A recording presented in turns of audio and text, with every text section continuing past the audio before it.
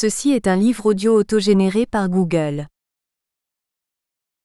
Première partie. Favoriser le respect des droits de l'enfant dans les pratiques éducatives. Chapitre 1. La promotion et la protection des droits de l'enfant, Conseil de l'Europe et Union européenne. Jean-Pierre Feutry, directeur du Centre régional de formation des professionnels de la petite enfance, CRFPE. Compte tenu de la problématique centrale de cet ouvrage, nous aurions pu proposer une présentation et une analyse juridique de la Convention internationale des droits de l'enfant, mais cette perspective a déjà été largement développée notamment à partir des travaux de M. Mahmoud Zani. Il nous a semblé plus pertinent 20 ans après la signature de cette convention, d'évaluer quelles avaient été les conséquences de la ratification et de la mise en œuvre de cette convention dans les pays de la Communauté européenne. En quelque sorte, il s'agit de répondre à la question. Quelle dynamique, quelle politique, quel programme pour promouvoir et protéger les enfants dans la Communauté européenne ? Pour aborder cette réflexion, nous proposons tout d'abord de préciser les institutions européennes directement en phase avec cette question. En effet, compte tenu du peu de pédagogie politique, droit civique, nous présupposons que les missions des institutions européennes sont encore quelque peu méconnues même pour des citoyens responsables et engagés. D'ailleurs, nous observons tous et toutes que les médias grand public nous présentent plutôt l'Europe comme porteuse de contraintes plutôt que de progrès. Deux institutions européennes sont directement engagées pour promouvoir et défendre les droits de l'enfant. Il s'agit du Conseil de l'Europe et de l'Union européenne. Quelques définitions et précisions. Le Conseil de l'Europe s'est constitué en 1949, juste après la Seconde Guerre mondiale. Le Conseil de l'Europe a pour finalité centrale de promouvoir la démocratie. C'est en quelque sorte l'ONU de l'Europe. L'instance est aujourd'hui composée de 46 États membres et le siège de cette organisation se trouve à Strasbourg. Compte tenu des conditions d'émergence, après-guerre et de sa finalité, le Conseil de l'Europe s'est emparé de la défense et la promotion des droits de l'homme dès son origine. L'Union européenne se construit dans les années 60 avant tout pour des impératifs économiques et pour favoriser la croissance économique en facilitant les échanges de biens et de personnes. Jusque très récemment, l'Union européenne ne se préoccupait pas ou très peu de la promotion des droits de l'homme et encore moins des droits de l'enfant. La situation a évolué ces dernières années dans le contexte d'émergence du projet d'une constitution européenne, qui imposait alors des références à la démocratie et aux droits de l'homme. Après avoir donné ces quelques précisions, nous allons pouvoir développer les différentes politiques et différents programmes de ces deux institutions, dans le but de promouvoir et protéger les droits de l'enfant. Le Conseil de l'Europe, 60 ans de promotion et de défense des droits de l'enfant. Comme nous l'avons évoqué ci-dessus, la promotion et la défense des droits de l'homme, et en particulier les droits de l'enfant, constituent pour le Conseil de l'Europe un mandat explicite. Dans la suite de notre propos, nous allons pouvoir présenter et expliciter les 3 dispositions et outils principalement mobilisés par le Conseil de l'Europe pour influer sur les politiques nationales en matière de défense et de promotion des droits de l'enfant. À savoir, des recommandations et des résolutions, des conventions, le relais des actions des Nations Unies. A. Les résolutions, les recommandations. Le Conseil de l'Europe publie de très nombreux travaux et de nombreuses recommandations et résolutions, mais l'impact de ces travaux demeure limité et cela pour 2 raisons essentielles. Ces résolutions et recommandations ne s'imposent pas aux États membres, et donc les propositions sont avant tout incitatives. Cette valeur incitative limite très largement la portée de ces textes. Les résolutions sont nombreuses mais peu connues, peu diffusées notamment en France. Pour poursuivre, nous pouvons présenter quelques exemples significatifs de recommandations et ou résolutions directement en relation avec notre préoccupation centrale, la promotion et la défense des droits de l'enfant. Dès 1969, le Conseil de l'Europe adoptait une recommandation concernant la protection des mineurs. Cette volonté de promouvoir la protection de l'enfance est constante et demeure aujourd'hui l'un des axes majeurs des programmes du Conseil de l'Europe.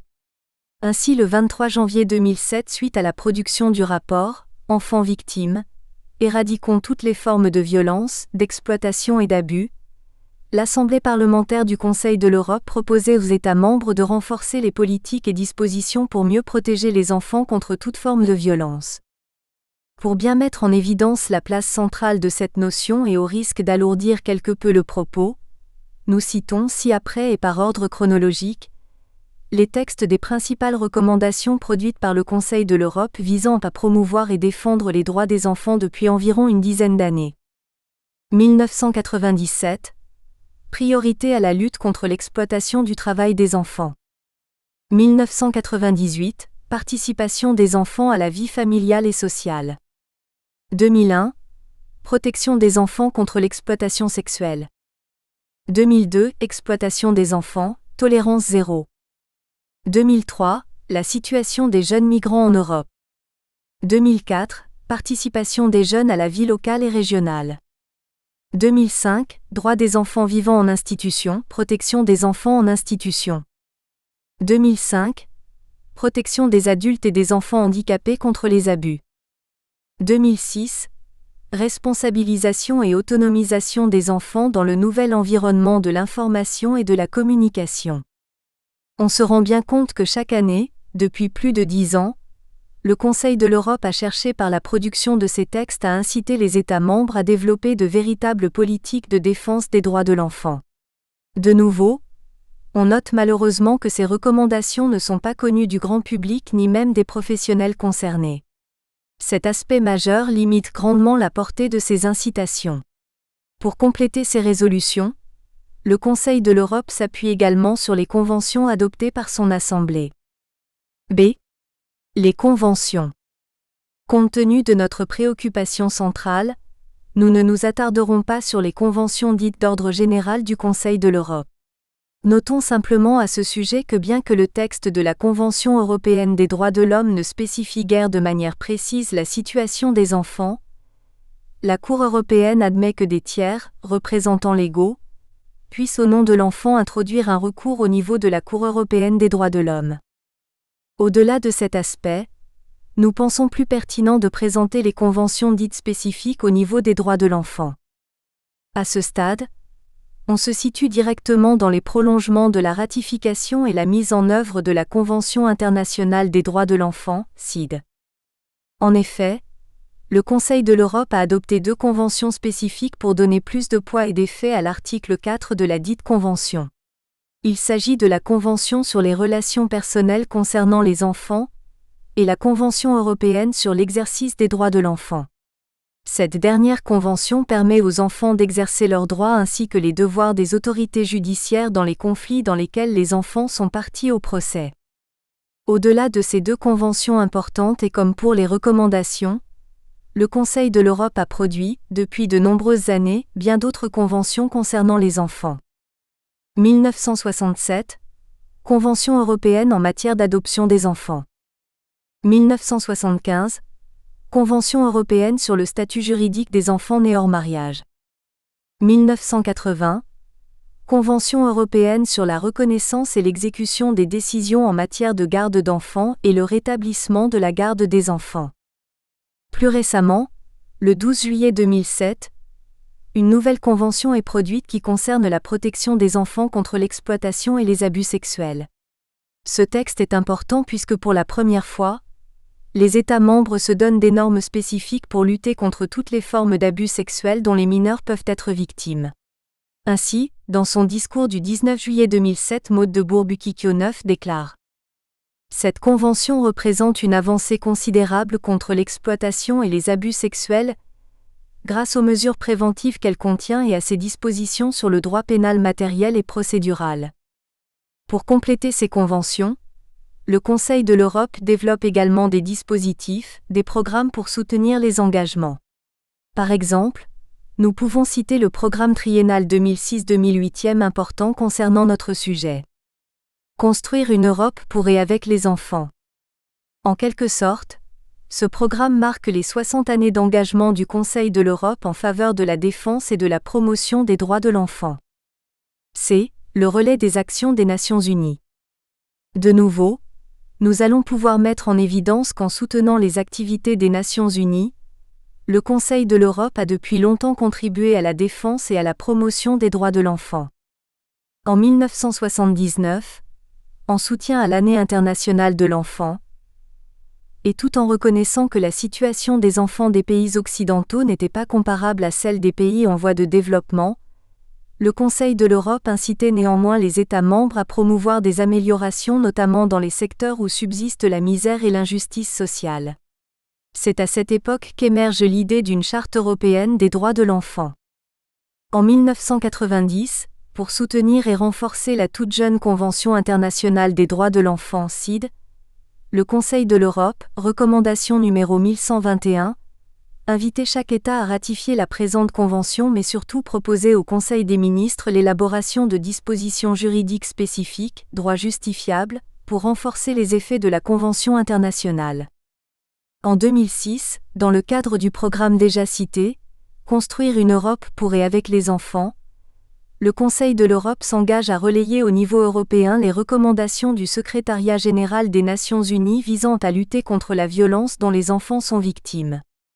Comme nous avons déjà pu l'évoquer, nous pouvons confirmer que l'engagement du Conseil de l'Europe pour la promotion et la défense des droits de l'enfant est le fruit d'une longue histoire. Gageons que les textes issus de cette institution soient mieux connus et mieux diffusés au niveau des citoyens européens. Pour poursuivre, nous allons pouvoir aborder maintenant les politiques et dispositions de l'Union européenne. 2. L'Union européenne, les droits de l'enfant, une préoccupation récente. Dans les textes originels fondateurs de l'Union européenne, on ne trouve pas trace de la prise en compte des droits de l'homme et encore moins des droits de l'enfant. En effet, comme nous l'avons exprimé en introduction, cette institution européenne avait pour motivation principale de favoriser au niveau des États membres le développement économique. Partant d'une union économique, l'institution va évoluer au fil du temps vers une institution politique. Compte tenu des références historiques, valeurs, démocratie, des constitutions des différents pays membres, cette évolution ne peut se faire sans la prise en compte des droits de l'homme. Concrètement, c'est le traité de Maastricht en 1992 qui inscrit le respect des droits de l'homme au sein de l'Union européenne. Il faut attendre le traité d'Amsterdam de 1997 pour repérer diverses dispositions relatives aux droits de l'enfant, et en particulier l'article 29, Prévention des crimes contre les enfants. De même en 2001, les droits de l'enfant sont inscrits prioritairement dans le rapport sur les droits de l'homme de l'Union européenne. Dans cette dynamique, on note que la Charte des droits fondamentaux a été reprise en 2004 dans le projet de Constitution européenne, ce qui marque bien la volonté politique d'inscrire aujourd'hui les droits de l'homme et donc les droits de l'enfant dans le projet communautaire. Plus concrètement, on note en 2006 une politique de communication vers une stratégie européenne des droits de l'enfant, et c'est en 2007 que s'est ouverte l'Agence des droits fondamentaux dont on peut penser qu'un secteur sera proposé spécifiquement pour la défense des droits de l'enfant. Même si la prise en compte de la notion de droit de l'enfant est récente, on observe depuis quelques années le développement d'un nombre important de dispositions tant et si bien que certains auteurs estiment même que cette inflation de dispositions nuit à la clarté. À ce propos, Delphine Dorsey écrit : en effet, bien que l'Union européenne ait pris tardivement en compte les droits de l'enfant dans la mise en œuvre de sa politique, plus de 75 instruments touchent aujourd'hui les enfants. L'abondance de cette réglementation, répartie entre les différents champs de compétences de l'Union, nuit à sa clarté. De nouveau, nous ne sommes pas confrontés à un problème d'absence d'initiative, mais à celui de la promotion de la diffusion de ces initiatives. Sans pouvoir être exhaustif, nous pouvons ci-après présenter les thématiques principales sur lesquelles l'Union européenne appuie sa politique de promotion de défense des droits de l'enfant par l'Union européenne. Immigration, droit des enfants à être scolarisés, à la santé et au regroupement familial. Santé, mesures de prévention contre l'obésité, la vente de tabac chez les jeunes, lutte contre l'alcoolisation et la toxicomanie. Participation des enfants, écoute des enfants dans les procédures qui les concernent. Mise en œuvre du programme Jeunesse en Action 2007 à 2013, avec 3 thèmes principaux, participation, information, volontariat. Médias et Internet, réglementation dans le domaine de la pornographie sur Internet. Si la prise en compte de la promotion des droits de l'enfant est récente pour l'Union européenne, il n'en demeure pas moins que les actions, les programmes sont aujourd'hui conséquents. Les thématiques centrales sont les mêmes que celles travaillées au sein du Conseil de l'Europe, cf. Paragraphe précédent.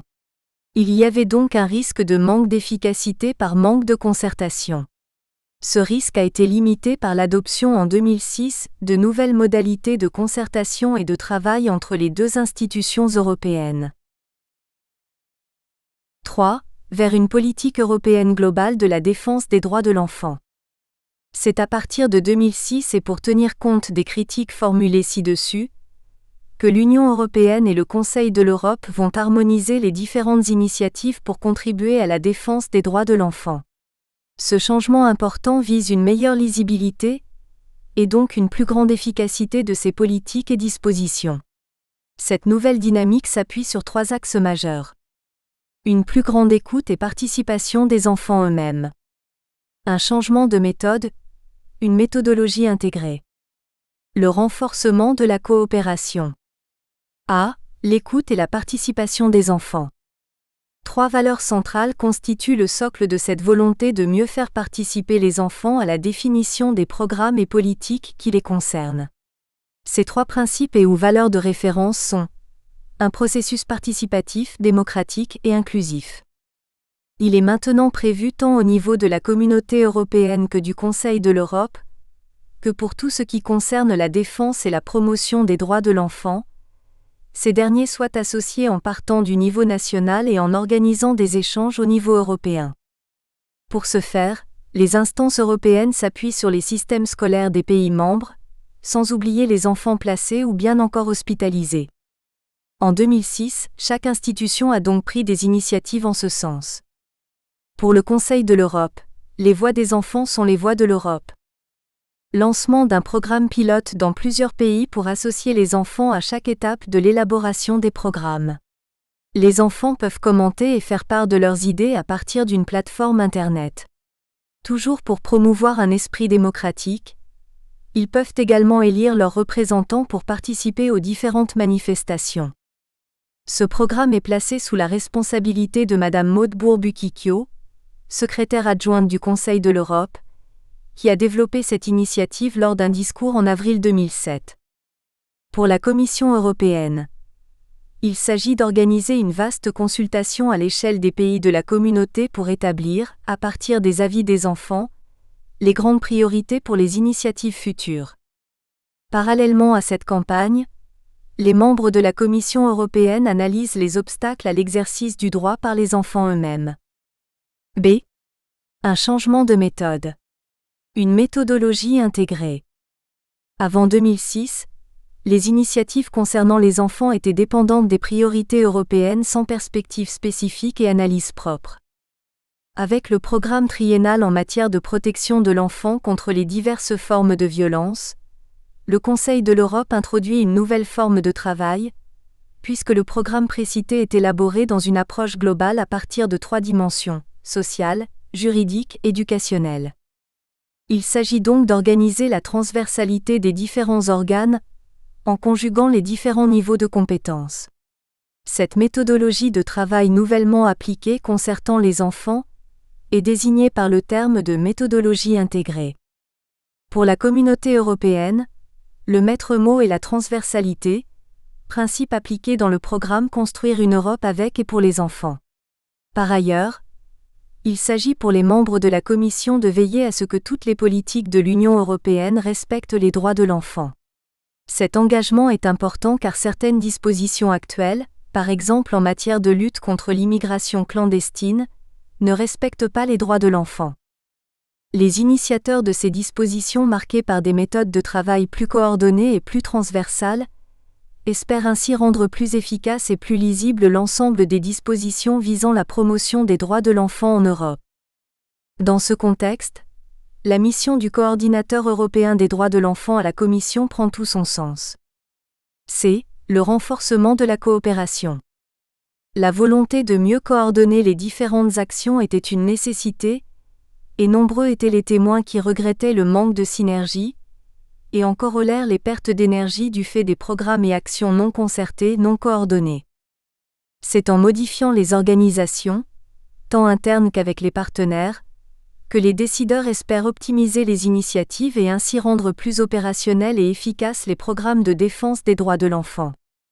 Par exemple, le Conseil de l'Europe a créé un service de coordination rattaché à la Direction générale des affaires sociales. Dans cette unité, des représentants de chaque direction concernée sont présents, ce qui facilite grandement le lancement et le suivi des programmes de manière concertée. Par ailleurs, tant le Conseil de l'Europe que la Commission ont développé des initiatives pour apporter de l'aide aux États membres pour faire passer les droits de l'enfant au premier plan des préoccupations internationales. Ces changements à caractère stratégique sont également mis en œuvre avec les partenaires, qu'il s'agisse des différents professionnels, psychologues, travailleurs sociaux, enseignants, que des parents et enfants eux-mêmes. La Commission européenne et le Conseil de l'Europe ont mis en place des forums, des espaces d'échange et de travail. Les différents points de vue sont travaillés par le forum permanent, groupe ad hoc, et lorsqu'il y a consensus sur un sujet, les membres du forum permanent font remonter les avis aux politiques. Pour conclure, si nous notions en début d'article des différences importantes, histoire, mission, conditions d'émergence, dans le rapport des deux institutions européennes vis-à-vis de la promotion et la défense des droits de l'enfant, on peut aujourd'hui affirmer que les politiques et initiatives sont beaucoup plus cohérentes et concertées. Mais ce rapprochement entre l'Union européenne et le Conseil de l'Europe concernant les droits de l'homme et en particulier les droits de l'enfant est très récent, mais devrait à terme conduire à une véritable stratégie européenne. Nous pouvons donc penser, sans faire preuve d'un optimisme démesuré, que cette coopération fasse valablement avancer la cause des enfants dans les pays de la communauté. Cette nouvelle volonté est d'autant plus importante en ce qui concerne certains sujets sensibles, déjà cités dans ce texte, à savoir les questions d'immigration, le retour des étrangers en situation irrégulière en tension avec le droit à l'éducation et le droit au regroupement familial. Chapitre 2. Janusz Korczak, pédagogue polonais, la jeunesse des droits de l'enfant. Loïc Chalmel, professeur des universités Sciences de l'éducation, Université de Rouen. Je vais parler à la fois d'histoire et de pédagogie. Je voudrais introduire mon propos par un souvenir. Il y a maintenant bien des années, lorsque j'étais un jeune professeur, dans un IUFM où je m'occupais de la formation des enseignants du second degré, il y avait toujours un moment important dans l'année qui était le moment du concours. Au moment où l'on réunissait les jurys pour le concours de recrutement des nouveaux professeurs, soit les jurys de CAPES, soit les jurys de professeurs du premier degré, il y avait ce qu'on appelait une harmonisation, qui se faisait avec l'ensemble des professeurs et des responsables présents. Souvent le recteur était là. La première fois que j'ai participé à cela, le directeur de mon IUFM a tenu ces propos qui sont restés gravés longtemps dans ma mémoire. Surtout lorsque vous allez passer les candidats à l'oral, méfiez-vous de ceux qui disent qu'ils aiment les enfants. Ce n'est pas du tout une parole anodine, et je crois qu'elle a un vrai rapport avec le propos que je vais tenir ce matin. Je lui dédie donc mon propos. En tant qu'historien, je pense qu'il est absolument nécessaire, lorsque l'on parle de droits de l'enfant, de s'intéresser à l'origine à l'intérieur de l'espace européen, de cette question, c'est-à-dire de savoir à quel moment, et pourquoi on s'est interrogé sur la nécessité de créer une charte ou une loi spécifique sur la question des droits de l'enfant. Je me réfère souvent à ce que disait un moine du Moyen-Âge, qui s'appelait Bernard de Chartres. Il dirigeait l'une de ces écoles cathédrales, et lorsqu'il réunissait ses étudiants en début d'année, il tenait toujours à peu près le même propos. Il leur disait : « nous sommes des nains assis sur les épaules de géants. Nous voyons mieux qu'eux, justement parce que nous sommes assis sur leurs épaules. » Cette phrase est restée aussi dans ma mémoire car elle interroge la place de l'histoire dans la formation des éducateurs que vous êtes, que nous sommes tous, et en particulier le risque si l'on est assis sur les épaules de personnes de devenir des nains tout court et donc de ne plus rien voir du tout. Il me semble absolument essentiel d'avoir cette revendication, cette connaissance de l'héritage, pour pouvoir assumer sa position d'éducateur dans le monde contemporain. Nous vivons dans un monde qui essaie de nous faire croire que tout ce qui est nouveau est forcément moderne, et mieux qu'hier. En sommes-nous tellement sûrs ? Il y a une vraie question à se poser sur la nature de l'héritage. Sommes-nous quelque part des héritiers ? Quelle est la nature du testament que nous avons reçu en héritage? Comment peut-on construire quelque chose à partir de cela? C'est-à-dire comment notre action d'éducateur du XXIe siècle peut s'inscrire dans la continuité de celle de ceux qui nous ont précédés? Il est bien évident que si je ne connais pas l'héritage, donc la nature du testament, je suis dans une fonction que j'appellerais la rémanence, c'est-à-dire que je suis un héritier sans testament. Et j'ai tendance à dire également à mes étudiants que les gens qui n'ont pas d'histoire n'ont pas non plus d'avenir. Or, les éducateurs, les pédagogues, ont une histoire. Elle est riche, c'est une histoire de combat très ancienne. Elle permet sans doute de mieux comprendre, à travers ce testament, les difficultés qui sont les nôtres aujourd'hui et que nous rencontrons au quotidien. Alors pour cela, je me suis interrogé, sur les épaules de qui pouvais-je bien m'asseoir? Janusz Korczak, un pédagogue initiateur, inspirateur des droits de l'enfant. Le choix est vaste, à l'intérieur de l'univers européen et mondial, sur la question des droits des enfants. J'aurais pu choisir par exemple, celle des Danois Grundtvig et Kold, qui ont des choses importantes à dire sur la question des droits de l'enfant. Ou sur celle de l'Allemand Friedrich Froebel, ou celle du Catalan Francisco Ferrer, de l'Anglais Robert Owen, du Tchèque Comenius, du Suisse Pestalozzi, et pour élargir un peu l'univers, l'Américain John Dewey ou le Brésilien Paulo Freire. Tous auraient constitué des épaules confortables pour bâtir un propos sur la question des droits de l'enfant. Mais en y réfléchissant, lorsque l'on parle de la loi de 1989, il n'est pas possible de ne pas s'asseoir sur celle du Polonais Janusz Korczak, qui en est certainement le principal initiateur, inspirateur si l'on se réfère à l'univers des pédagogues et de la pédagogie. D'une certaine manière, à travers la personnalité tout à fait extraordinaire de Janusz Korczak, se profilera aussi celle de Pestalozzi, qui l'a beaucoup inspiré et qui a conduit dans un même esprit à la Déclaration des droits de l'enfant, que Korczak avait déjà développée en 1929. Car Janusz Korczak, contrairement à beaucoup de pédagogues contemporains, savait sur quelles épaules il pouvait s'asseoir. Il avait clairement choisi celle de Pestalozzi. Mon propos sera de rappeler l'histoire de Korczak, l'histoire de son combat pour le droit des enfants, et de resituer cela dans un cadre plus général et plus contemporain, à savoir, qu'est-ce que nous pouvons faire de cet héritage, et comment peut-on se servir de cela pour rebondir dans le monde d'aujourd'hui? Enfant, Janusz Korczak s'appelait Henryk Goldzmit.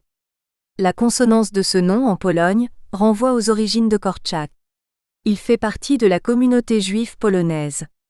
Cette communauté est très importante au début du XXe siècle. Son propos initial était de dire que l'enfant ne devient pas un homme, il en est déjà un. Rien que cette phrase est totalement essentielle pour comprendre ce que Korczak veut dire. Cet enfant en devenir dont on nous parle toujours, quand tu seras plus grand tu pourras faire ça, plus tard tu seras, mais aujourd'hui tu dois obéir, etc. Pour Janusz Korczak, l'idée est que l'enfant est déjà un homme, et qu'il faut respecter cet homme, le comprendre et travailler avec lui comme un homme et pas comme un sous-homme. Né en 1878, à la fin du XIXe siècle, il est mort en 1942. On le classe traditionnellement dans la catégorie des pédagogues contemporains. Cela est assez amusant, car les pédagogues contemporains sont souvent des pédagogues du XXe siècle, parce qu'on a beaucoup de difficultés à nommer ceux du XXIe siècle. Korczak est à la fois un médecin, un pédagogue, un directeur d'institut, un universitaire, un journaliste, un écrivain. Cela fait beaucoup pour un seul homme. Toute l'activité qu'il a développée à partir de ses études de médecine a été fédérée par un dénominateur commun. Le combat au service des enfants, notamment les plus pauvres, et surtout au sein de la communauté qui était la sienne, celle des orphelins juifs.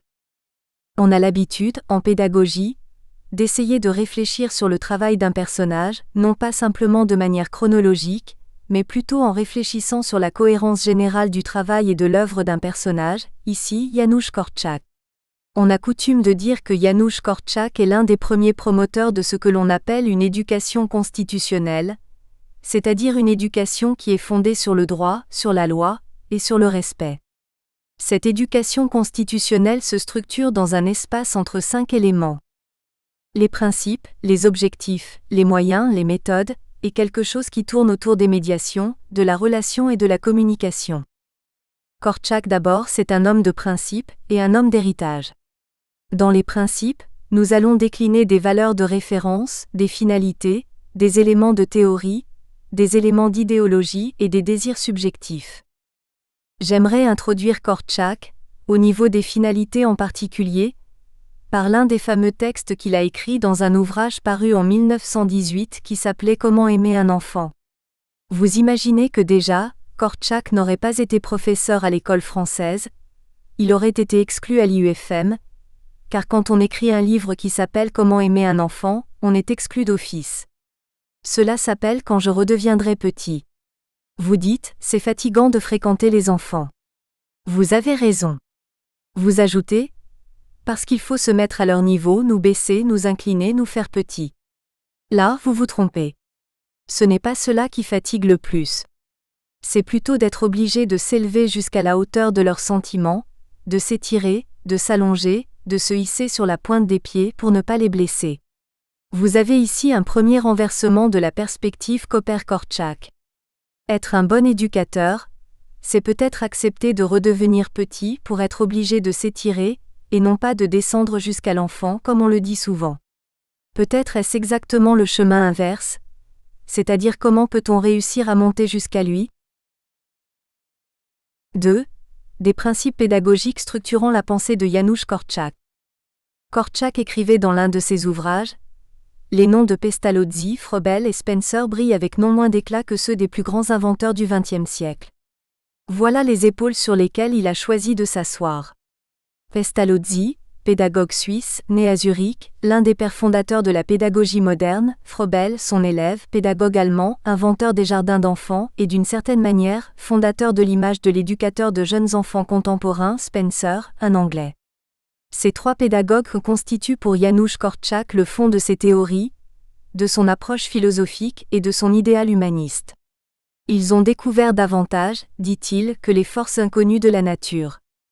Ils ont découvert la moitié inconnue de l'humanité, les enfants.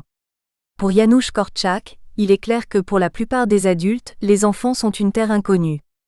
C'est un univers qu'on ne connaît plus, que l'on a oublié. Car dans notre éducation propre, on nous apprend toujours à nous affranchir de l'enfance. Devenir adulte, c'est quelque part oublier qu'un jour, on a été enfant. Pourquoi Janusz Korczak choisit-il dans son travail de s'asseoir sur les épaules de Pestalozzi ? Pestalozzi écrivait à son époque au XVIIIe siècle que l'éducation en général consistait pour tout homme à se faire une œuvre de soi-même. L'œuvre n'est pas extérieure, elle est intérieure, construite. Se faire une œuvre de soi-même veut dire que ce qui est important dans l'éducation, c'est avant tout l'humain, et pas seulement la question des savoirs. Se faire une œuvre de soi-même, pour Pestalozzi, se construit dans une triangulation bien connue. Pestalozzi pensait que chaque être humain était habité par une force fondamentale, qui le pousse à vouloir, à pouvoir, et à faire le bien. L'idée selon laquelle, au départ, tout être humain a envie d'apprendre, envie de savoir, et que le rôle des éducateurs est de cultiver soigneusement cette envie. Pour y parvenir, Pestalozzi, dans sa méthode, décrit toute forme d'éducation dans une triangulation entre le cœur, la tête et la main. Tout éducateur devrait soigneusement veiller à équilibrer les apports entre le cognitif, l'affectif et le physique. Les trois éléments sont absolument nécessaires à la réussite d'une éducation accomplie. La règle fondamentale de l'éducation, dans le sens de Pestalozzi, c'est l'équilibre. Il faut équilibrer les trois apports. Pestalozzi est quelqu'un qui se méfie beaucoup de l'école qui souvent ne privilégie que la tête, et donc, si l'on suit le raisonnement jusqu'au bout, fabrique des déséquilibrés. L'idée est que le rééquilibrage est nécessaire à la formation d'un être humain accompli. On mesure pourquoi Janusz Korczak a choisi cet héritage, en particulier parce qu'il se fonde sur deux éléments essentiels qui sont l'amour de l'enfant et la confiance de l'éducateur.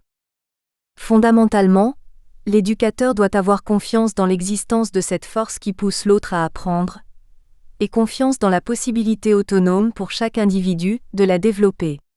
Pestalozzi parlait de développement de l'autonomie. L'autonomie, c'est un terme dont tout le monde parle aujourd'hui. C'est le concept flou par excellence. Lorsqu'on réfléchit à l'étymologie grecque, puisque l'on est dans une perspective européenne, Autonomie en grec, c'est autonomos, cela veut dire avoir ses propres règles. C'est-à-dire que si tout le monde est autonome, la société devient totalement ingérable, ce qui n'est pas forcément souhaitable. Chez Pestalozzi, la définition de l'autonomie est extrêmement précise. Il dit qu'à la base de toute relation humaine, il y a un sentiment qui permet à l'enfant de grandir et de se développer, qui est l'amour, en particulier l'amour fondamental que la mère porte à son enfant. Il dit que c'est à partir de là que se construisent toutes les formes de relations et de liens humains. Il ajoute que parce que l'enfant aura été aimé, il pourra s'aimer lui-même, et donc acquérir ce que l'on appelle aujourd'hui l'estime de soi. À partir du moment où cette estime de soi sera construite, peut-être pourra-t-il se confronter à l'école, pour accéder par des activités autonomes à une attitude d'autonomie. Korczak est porteur de ces valeurs, de cette idéologie pestalozienne, qu'il va intégrer dans son modèle et choisir de faire sienne tout au long de sa vie dans ses institutions.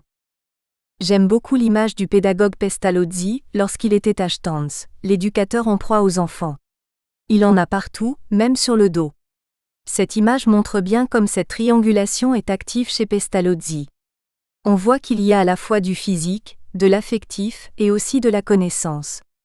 D'une certaine manière, toute la vie de Korczak auprès des orphelins va poursuivre deux objectifs. Tout d'abord, la lutte contre l'ignorance. Le premier fléau qui va amoindrir les forces de l'homme et de l'enfant, c'est l'ignorance. Pour lutter contre l'ignorance, il faut y substituer la connaissance, la nécessité d'apprendre par le cognitif. L'ignorance est aussi ce qui génère toutes les peurs, toutes les angoisses, la peur de l'autre. Korczak, dans la lignée de Pestalozzi, voudrait remplacer les peurs par l'amour. C'est un combat à la fois contre l'ignorance et les peurs, auxquelles on souhaite substituer la connaissance et l'amour. Korczak construit son modèle à l'intérieur de sa formation, tout d'abord sa formation en tant que médecin. Il sera médecin à l'école de médecine, puis médecin militaire lorsqu'il est envoyé au front à plusieurs reprises. D'abord au Japon, lorsque la Russie domine encore la Pologne, puis pendant la Grande Guerre. Mais Korczak est quelqu'un qui ne renie pas non plus la nécessité de la connaissance, de l'apprentissage, auprès des enfants. La dimension de la connaissance à travers la lecture et cette triangulation pestalozienne sont présentes dans la vie et l'œuvre de Korczak. Korczak utilise tous les ressorts possibles pour l'éducation des orphelins. La lecture, l'accès à la littérature, la musique. Et bien sûr il participe. Il décrit son œuvre comme étant cultiver le bien qui est, qui existe, en dépit des défauts, des vices, des mauvais instincts innés.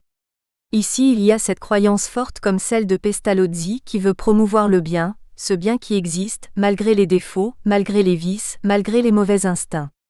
La confiance, la foi en l'homme, n'est-ce pas là ce bien qui peut être préservé et développé afin de faire contrepoids au mal parfois impossible à éliminer, ou même difficile à freiner dans son développement? Dans cette nouvelle citation de Korczak, on mesure à quel point il y a à la fois une confiance dans l'existence de ce bien fondamental, mais une très grande lucidité sur la lutte constante qui est à mener contre les forces du mal. 3. De la pensée. Aux objectifs de la pédagogie de Janusz Korczak. Les objectifs, qui se déclinent toujours en pédagogie en long terme, à moyen terme et à court terme. Vers le début de sa carrière, Korczak a déclaré quelque chose qui était très symbolique de son engagement. Un esclave n'a pas le droit d'avoir des enfants. Moi, juif polonais sous l'occupation tsariste, j'ai choisi l'idée de servir l'enfant et sa cause. Autrement dit, Korczak renonce à l'idée de fonder une famille pour se consacrer totalement à la cause des orphelins. Il ne sera donc pas le père d'un enfant, mais le père des orphelins, comme le symbolisent toutes les statues qui ont été élevées à sa mémoire après sa mort. Janusz Korczak sera d'abord, au point de vue des objectifs, un fondateur d'instituts. Très vite, il va ouvrir, à partir et avec l'aide de la Société d'entraide des orphelins juifs de Varsovie, un certain nombre d'institutions qu'il appellera lui-même des orphelinats. Le second, il l'appellera du nom de Notre Maison. Puis ensuite, vint cette idée tout à fait originale pour l'époque d'ouvrir dans la banlieue de Varsovie une première colonie de vacances, un centre de vacances et de loisirs dirait-on aujourd'hui. Il lui avait donné le nom de la Petite Rose. Janusz Korczak met toute son énergie, au-delà des murs de ces bâtiments relativement austères, pour y faire entrer la vie, la connaissance, la justice, le droit et l'amour. Korczak, dans toutes les photos que l'on a retrouvées et qu'il a léguées d'une certaine manière aux historiens et aux pédagogues, est toujours présenté au milieu des enfants avec, suivant les périodes, un regard pensif, mais toujours une grande proximité. Pour ces orphelins, la figure de Korczak s'impose à eux comme étant à la fois celle du père, celle du protecteur, celle du médecin, celle du pédagogue. Il est aussi progressivement reconnu à travers la Pologne, puis à travers l'Europe, puis à travers le monde, par la diaspora juive et en particulier en Palestine, comme étant un personnage de tout premier niveau à bien des égards. 4. Des moyens pédagogiques au service de l'action.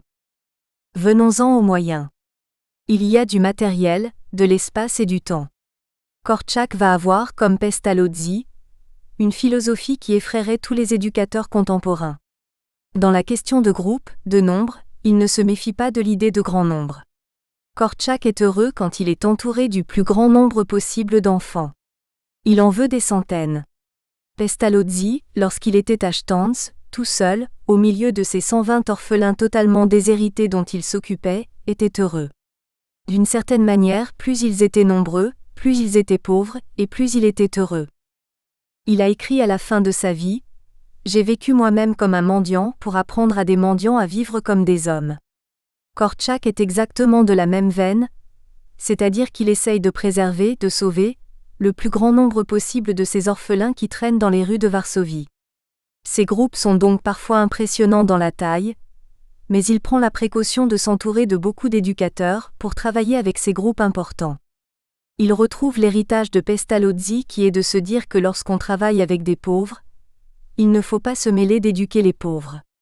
Éduquer les pauvres, c'est une démarche charitable, mais ce n'est pas une démarche éducative. Il ne faut donc pas éduquer les pauvres, mais éduquer à la pauvreté, ce qui ne veut plus dire du tout la même chose. Éduquer à la pauvreté veut dire partir de ce que l'on a, c'est-à-dire souvent pas grand-chose. C'est aussi se garder de faire venir de l'extérieur des moyens tout à fait disproportionnés par rapport au public avec lequel on travaille. Et au contraire, aider les enfants, aider les adultes à partir de ce qu'ils ont à s'en sortir par leurs propres moyens. Ce principe est mis en place par Janusz Korczak, comme auparavant par Pestalozzi. On voit en particulier que la vie en autarcie est quasiment nécessaire. À la colonie de vacances de la Petite Rose, on mange ce que l'on produit. Il y a de grands jardins dans lesquels travaillent les orphelins. D'une certaine façon, il y a la nécessité de participer pour la communauté éducative à toutes les activités de la vie au quotidien. Une idée s'impose sur les moyens que Korczak met en œuvre, en particulier que l'enfant orphelin qui est dépourvu d'une famille, doit pouvoir trouver dans l'institut une famille élargie, la reconstitution d'une famille. En particulier, Korczak dit comme Pestalozzi qu'il doit toujours pouvoir trouver dans les institutions des adultes auxquels il peut se fier et qu'il peut aimer, tout simplement parce qu'il peut avoir confiance en eux.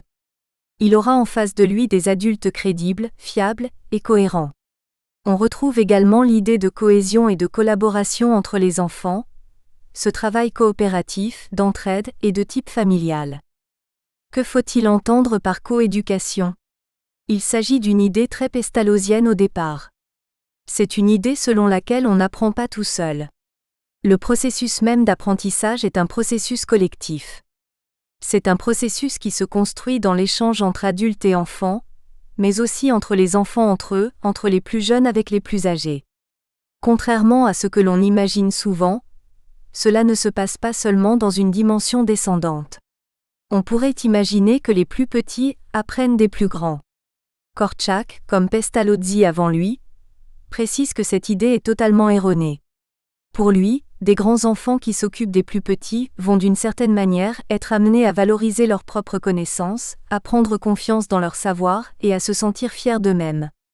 Les petits, quant à eux, peuvent apporter des choses tout à fait spectaculaires dans la relation. Ainsi, la construction est nécessairement collective. Les savoirs sont faits pour circuler. Cette circulation des connaissances, cette interpénétration des uns et des autres est un élément totalement essentiel pour comprendre l'approche de Janusz Korczak. L'idée est que les choses circulent, elles se construisent dans une dimension collective. V. De la pédagogie. Aux méthodes pédagogiques. La méthode renvoie au méta-odo. Odo, en grec, désigne le chemin. Quel chemin vais-je suivre pour passer de mes objectifs, c'est-à-dire ici s'occuper, préserver, éduquer les orphelins juifs pour mettre en place des moyens et d'une certaine manière parvenir à mes fins. Janusz Korczak fait feu de tout bois. Il utilise ses différentes casquettes au service des orphelins et du développement de leur cause. Korczak est d'abord un écrivain. Il a une production littéraire extrêmement abondante. En 1937, l'Académie polonaise lui décernera le Laurier d'or, l'équivalent du prix Goncourt ou du prix de l'Académie française, pour mettre en évidence la qualité de son parcours d'auteur. Korczak n'a pas écrit que pour l'enfance. Il a écrit des articles dans des revues médicales, dans des revues constitutionnelles. Il a aussi écrit des romans, des pièces de théâtre. Je me suis simplement concentré aujourd'hui sur sa biographie pédagogique, en la rendant très sommaire. Que pouvons-nous encore lire de Janusz Korczak ? Dans un premier temps, nous pouvons lire ce qui est traduit en français. Dans l'héritage des pédagogues, nous avons un problème en France qui est que les traductions des pédagogues qui viennent d'ailleurs sont fort peu nombreuses. Lorsque je travaillais sur Comenius, j'avais à l'époque à ma disposition à la Bibliothèque du Conseil de l'Europe des traductions de la grande didactique de Comenius à peu près dans toutes les langues du monde, j'exagère à peine, sauf en français. Revenons à la biographie de Korczak. En 1901 déjà, Korczak avait écrit un premier ouvrage qui s'appelait Les enfants de la rue, où il décrivait et dénonçait le sort qui était fait à ces enfants-là.